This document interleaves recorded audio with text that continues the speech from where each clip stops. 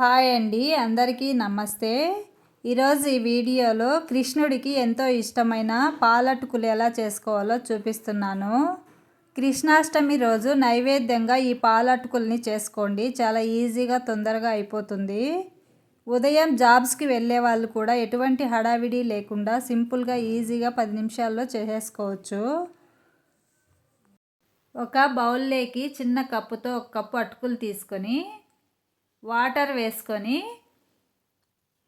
మరీ నలుపుకున్నట్టు కాకుండా ఈ విధంగా 2 సార్లు నీట్గా కడుక్కొని ఈ వాటర్ని తీసేసుకొని ఇప్పుడు అటుకుల్లోకి 1 కప్పు పాలు, 3-4 స్పూన్స్ బెల్లం, కొద్దిగా యాలకుల పొడి వేసుకొని బెల్లం కరిగే వరకు కలుపుకోవాలి.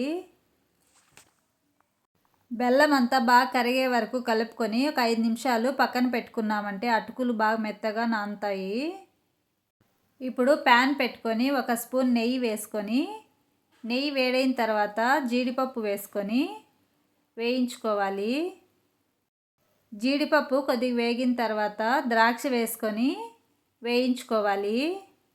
జీడిపప్పు ద్రాక్ష కొద్దిగా రెడ్గా వేగిన తర్వాత స్టవ్ ఆఫ్ చేసుకొని నానబెట్టి పెట్టుకున్న అటుకుల్లోకి వేసుకొని ఒకసారి బాగా కలుపుకోవాలి. అంతే అండి, శ్రీకృష్ణుడికి ఎంతో ఇష్టమైన నైవేద్యం పాలటుకులు రెడీ. ఈ వీడియో మీకు నచ్చినట్లయితే లైక్ చేయండి, షేర్ చేయండి, సబ్స్క్రైబ్ చేసుకోండి. Thank you for watching.